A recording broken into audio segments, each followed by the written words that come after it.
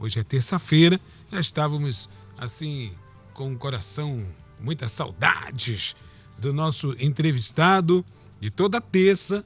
O público também perguntando, eu só respondendo. O médico também é um ser humano, né? O médico também é um ser humano, precisa descansar, precisa se recompor. E na conversa de hoje, o psiquiatra Luiz Henrique vai falar sobre espiritualidade e religiosidade na prevenção do suicídio. A pessoa ter fé ou seguir uma religião ajuda no tratamento? É a primeira pergunta antes do bom dia do nosso médico Luiz Henrique, psiquiatra. Bom dia, doutor. Bom dia, Jackson. Bom dia a todos que nos assistem e nos ouvem. Então, a espiritualidade e religiosidade hoje já é campo científico, é um campo de pesquisa da ciência, em várias especialidades médicas, inclusive.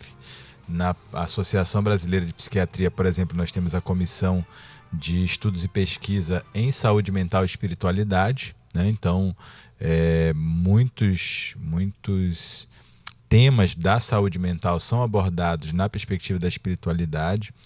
Quem puder acompanhar um canal no YouTube chamado NUPES, Núcleo de Pesquisa em Espiritualidade e Saúde, NUP de pato ES, NUPES, Núcleo.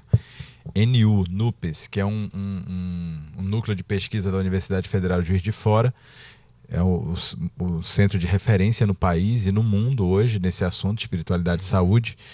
E o canal traz muitos vídeos, entrevistas, enfim, apresentações de artigos e materiais bem acessíveis ao público geral, que facilita muito a compreensão desse tema. Em particular, no que diz respeito ao suicídio, nós temos várias pesquisas nesse campo que mostram, Jackson, a importância da espiritualidade e da religiosidade nesse contexto, né? Nos programas anteriores havíamos falado a respeito de fatores que estão muito fortemente associados à questão do suicídio. Então nós temos ali a sensação de desespero, a desesperança, a sensação de desamparo. Diante de uma dor muito grande e aflitiva, o indivíduo muitas vezes acha que aquela dor é interminável, que ela nunca vai acabar. Ou então que não tem mais jeito, apesar de já ter feito muitas coisas para se ver livre daquela dor. A dor parece que não vai embora. Então, é uma dor que parece, na percepção dele, não ter mais jeito. Ou então, muitas vezes ele não consegue ver formas de sair daquela situação, e aí ele acha então que o problema dele é insolúvel, que nunca vai ter uma forma de escapar, e aí o pensamento suicida acaba surgindo, né? Exato. Em que contexto em particular a espiritualidade e a religiosidade podem ajudar? Nesse contexto que, digamos assim, é o momento crítico da vida do ser humano, que passando por qualquer dor ou aflição na vida, muitas vezes se sente desesperado, desamparado, enfim, aquele momento de aflição leva ele a um estado de agitação em que eu gosto de comparar muito com a situação de uma pessoa em que esteja com o corpo em chamas. Então a pessoa está bem, está calma, está tranquila, ela é assim. Mas dependendo da intensidade da dor que ela vivencia, é como se ela estivesse com o corpo em chamas. Ela sai correndo, desesperada, se batendo em tudo, se machucando muitas vezes. Entendi. E acaba que a situação do suicídio acaba vindo, né, nesse contexto de muita dor e aflição, como uma opção para essa pessoa que está desesperada. Espiritualidade e religiosidade então entra nesse ponto, porque desenvolvem no indivíduo a capacidade de lidar melhor com as dores do dia a dia. De que forma? As religiões, as filosofias religiosas, né? Espiritualidade, propõem formas de explicar as razões do sofrimento humano.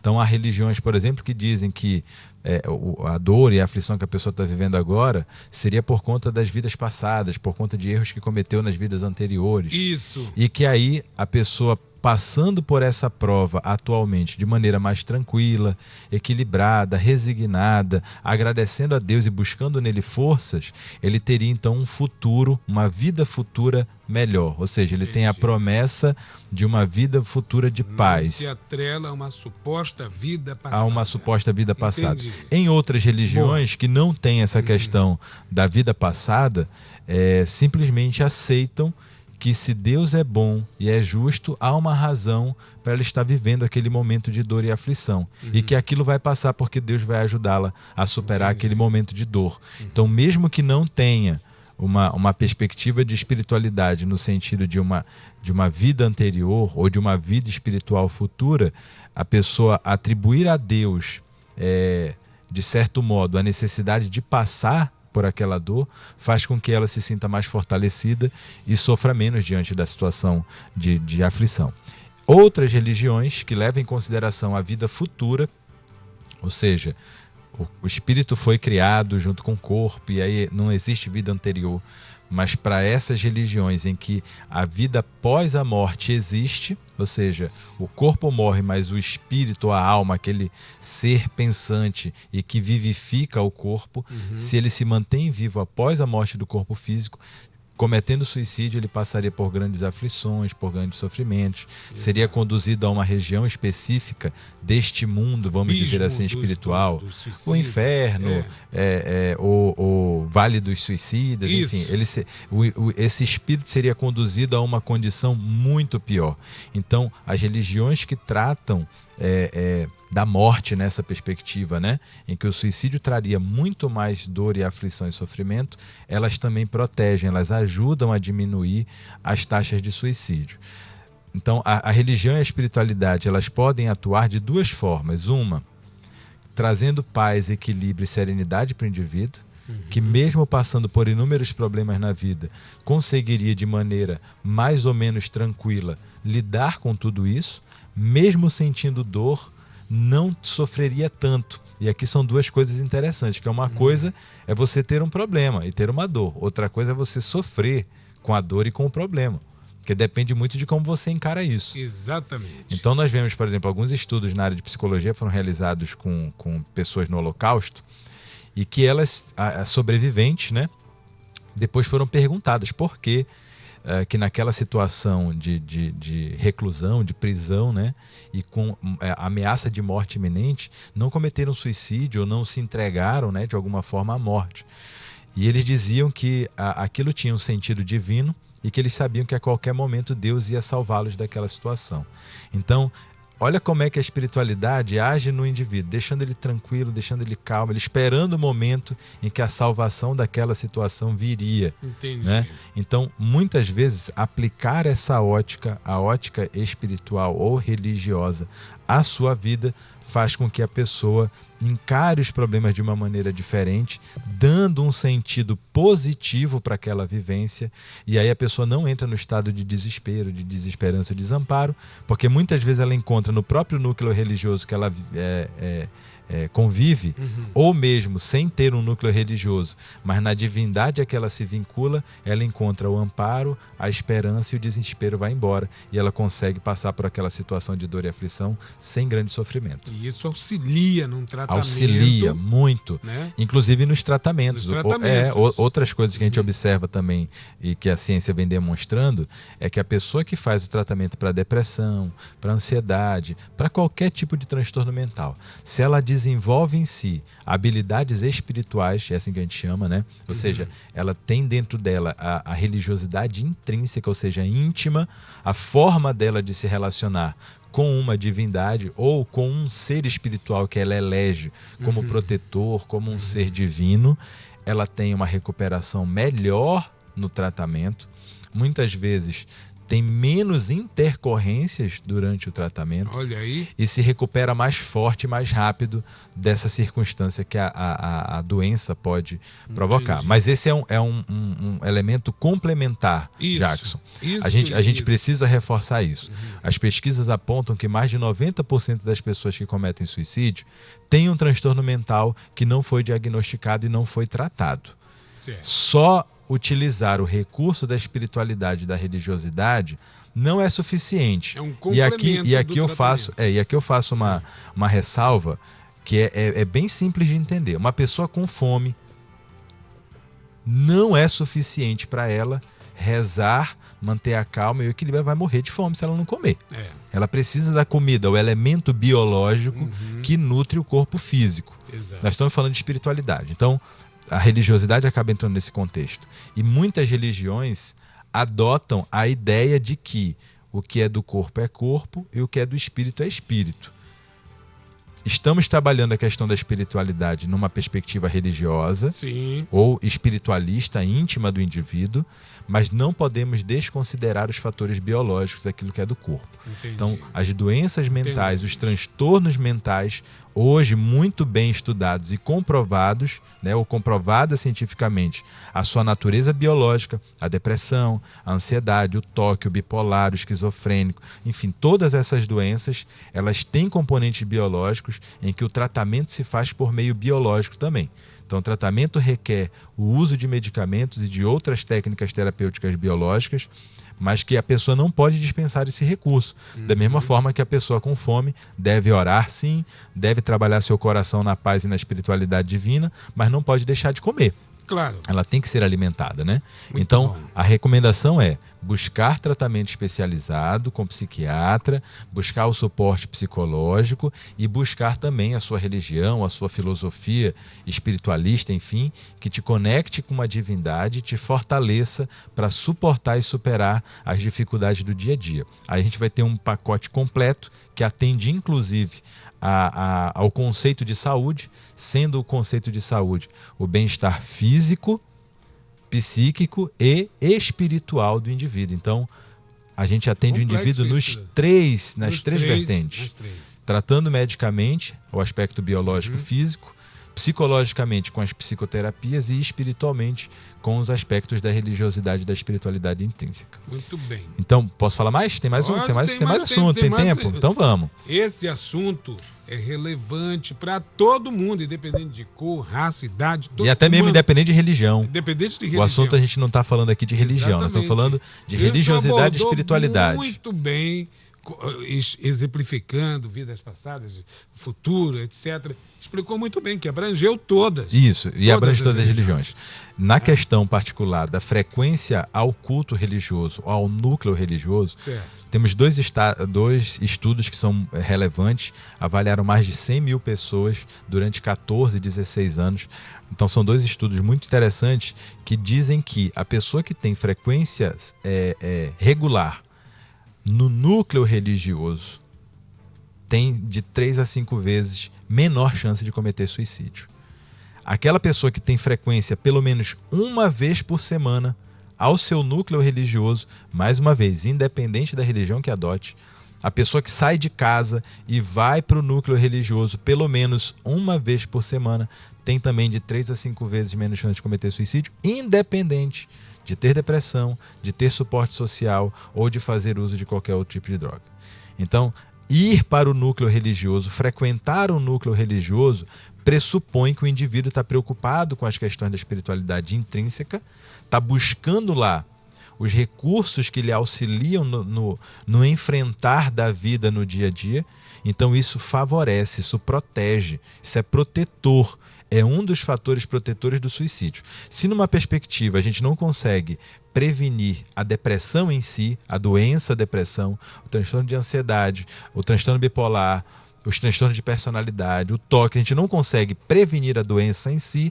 Por outro, a gente consegue, de maneira muito positiva, evitar que o suicídio aconteça, mesmo que a pessoa tenha um transtorno mental, desde que ela trabalhe tratando a sua doença e fazendo as suas frequências regulares ao serviço religioso que mais gosta, aquele que lhe atinge o coração, aquele que é o dela. Não tem uma religião melhor, não tem uma religião mais efetiva, não existe uma religião mais eficaz. Entendi. O que a ciência hoje tem demonstrado é espiritualidade, ou seja, aquilo que está dentro do indivíduo.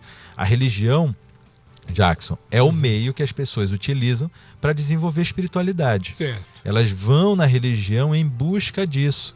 Então é natural que as pesquisas rondem em torno da religião, mas não é a religião. Nós estamos falando de religiosidade, ou seja, exato, são hábitos, costumes que o indivíduo adota que fazem conectá-lo às divindades. Pessoas que não praticam isso estão mais propensas... Isso, aí a gente vai entrar num outro ponto que faz... uma vez que religiosidade e espiritualidade protege, não ter religiosidade e espiritualidade e eu não estou falando aqui, Jackson, por exemplo, as pessoas confundem. O que é espiritualidade? Acho que é importante a gente definir isso. Religiosidade, o que é? É ir ao núcleo religioso, é praticar os hábitos que essa religião propõe, né? É seguir os cultos e os rituais que a religião propõe, participar de um núcleo religioso. Isso é religiosidade, certo? Ir ao núcleo religioso é a religiosidade extrínseca, ou seja, é de mim para fora. É a minha relação com as pessoas, com o culto, com a filosofia e tudo mais. A repercussão de praticar esses hábitos religiosos dentro de mim, ou seja, conhecer a filosofia, ter contato com as pessoas, participar dos rituais, dos hábitos, da cultura religiosa, o efeito disso dentro de mim eu chamo de religiosidade intrínseca, que para a ciência é muito parecido com espiritualidade. Espiritualidade, nesse caso, é o hábito que o indivíduo tem, mesmo sem ir para qualquer religião. Entendi. Ele nem precisa ter uma religião e nem precisa crer em Deus. Ele não precisa crer em Deus, ele precisa simplesmente fazer o quê? Ter como ponto de apoio uma figura espiritual ou imaterial, ou algo que esteja fora daquele plano físico, daqui do plano físico, entendi, com que ele se conecte e ele estabeleça com essa figura elegida uma relação de paz, de equilíbrio, de serenidade. Então, a pessoa que tem espiritualidade em si, ela não precisa ter uma religião. Esse é um ponto importante, certo? Certo. Aí a gente vai passar para uma outra ponta agora, que é a pessoa que não tem nem espiritualidade nem religiosidade. Zero. Não tem nada, certo? Mesmo as pessoas que têm espiritualidade e religiosidade podem não crer em Deus. Perceba, na questão da espiritualidade, por exemplo, a pessoa não tem o Deus necessariamente, ela tem uma figura que representa uma divindade, mas não é o Deus que as pessoas chamam. Na outra ponta, a pessoa que não tem nem espiritualidade nem religiosidade, ela pode inclusive acreditar em Deus, ela pode inclusive participar do culto religioso, e mesmo assim, nada daquilo fazer sentido, para ela aquilo não modifica nada, para ela aquilo ali é simplesmente ela vai. Ela está lá de corpo, mas não está de alma, vamos dizer assim. Entendi. Ela tem o hábito de ir, mas ela não aproveita aquilo. Não absorve. É igual ir para a escola e não estudar. Eu vou para a escola, mas não estudo. Certo. Então, a pessoa que não tem espiritualidade e religiosidade, ela participa das atividades sociais, mas para ela aquilo ali é ir lá, olhar para a menina, às vezes olhar para o rapaz, é mais uma atividade social do que uma atividade efetivamente espiritualista ou religiosa para ele, né? Então, nessa pessoa que não tem espiritualidade e religiosidade, muitas vezes ela tem o conceito do materialismo. Então, para ela, a vida encerra com a morte do corpo. Ter essa perspectiva, se na perspectiva da religiosidade e espiritualidade, a continuação da vida e as consequências ruins em mundo espiritual ou numa vida espiritual protege, não ter essa percepção é um risco. É um risco. É um risco. Então a tendência da pessoa é pensar assim, a forma que eu tenho para aliviar a minha dor é morrer. Que eu morri, acabou e está tudo certo. É o fim. Isso. Para ela pensar dessa forma é a solução. E aí a gente então volta para essa pessoa que não acredita na vida após a morte, ou que não acredita em espírito, ou que não acredita em alma, ou que não tem espiritualidade desenvolvida. Então a gente vai abordar o aspecto biológico. Então vamos olhar para a vida física, para a vida material biológica. Pessoa que está pensando em suicídio, ou que ouve vozes que diz que é para se matar, está passando por um sofrimento muito grande, uma dificuldade muito grande, um problema muito grande, acredite nos remédios. Busque ajuda médica, passe por uma avaliação psiquiátrica. E essas vozes não é porque ele não está na espiritualidade. Não tem nada a ver, não tem nada a ver. Você trouxe um ponto importante, porque muitas vezes as pessoas associam o estado de doença de qualquer natureza, qualquer doença, não precisa ser uma doença mental. Exato. Qualquer doença, as pessoas que são religiosas de alguma forma tendem a atribuir isso à falta de Deus no coração da pessoa. O demônio que está em cima de você, né? Então, assim, a gente respeita a percepção que as religiões têm sobre isso, mas é importante reconhecer, e um estudo foi desenvolvido, inclusive com participação do NUPS, do Núcleo de Pesquisa de Espiritualidade e Saúde, que mostrou, por exemplo, que a área do cérebro que é responsável pelas experiências espirituais, experiências de relação do indivíduo com a espiritualidade, é uma região diferente da região da esquizofrenia, por exemplo, pela qual a pessoa ouve a voz, que muitas religiões interpretam como sendo espíritos falando para ela. É um sintoma de esquizofrenia ouvir voz? É um sintoma de esquizofrenia, mas não é todo esquizofrênico que tem esse sintoma. Olha ainda. Por isso que é importante passar pela avaliação psiquiátrica, Jackson. Se a pessoa está ouvindo vozes, e muitas vezes ela tem esse medo, meu Deus, eu estou com esquizofrenia, passe por uma avaliação psiquiátrica que nós vamos conseguir avaliar de maneira precisa e segura se a pessoa tem ou não tem um transtorno mental, porque nem sempre é transtorno mental ouvir voz, nem sempre é, mas pode ser. E se for, a gente trata e a pessoa fica no seu estado de normalidade. Internautas enviando mensagens. O senhor está vendo só? A gente tem que ter 12 horas conversando aqui. 12. Identificar uma pessoa que tem um problema como esse, por exemplo, que surge... Então, eu recebo no consultório muitas pessoas, Jackson, que têm muito medo e até vergonha de falar que estão ouvindo vozes. Pois é. Porque elas, ao longo da vida... ouviram exatamente isso. É o demônio falando, isso é coisa do demônio. A pessoa se sente uma pessoa religiosa ou espiritualizada, e aí, meu Deus, mas como é que pode, né? O demônio está falando em mim, está falando comigo, igreja, né? Eu estou lá todo dia, eu faço bem para todo mundo, eu não sou uma pessoa má, né? Eu vou para o meu culto religioso, eu ajudo as pessoas. Por que eu estou sendo atentada ou, de certo modo, prejudicada pelo demônio, né? Por que eu mereço passar por isso?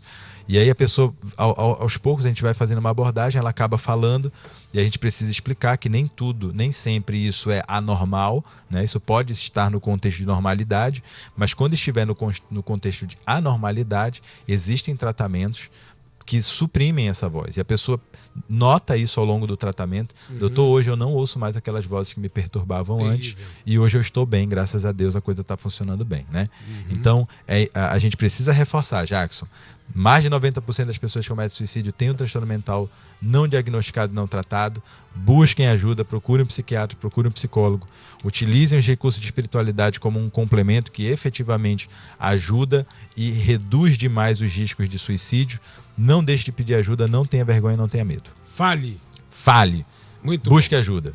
Dr. Luiz Henrique, psiquiatra, contatos com o Dr. Luiz Henrique. 98852-4010. Muito obrigado. Mais uma vez. 98852-4010. Muito fácil de decorar. Muito obrigado, uma ótima semana. Para todos nós. Estamos felizes em revê-lo aqui. Terça-feira que vem estamos de volta. Terça-feira. Um abraço a todos. Obrigado. Um abraço, bom dia. São 8 horas e agora 28 minutos. Vamos para o intervalo e voltamos em instantes aqui no seu Diário da Manhã.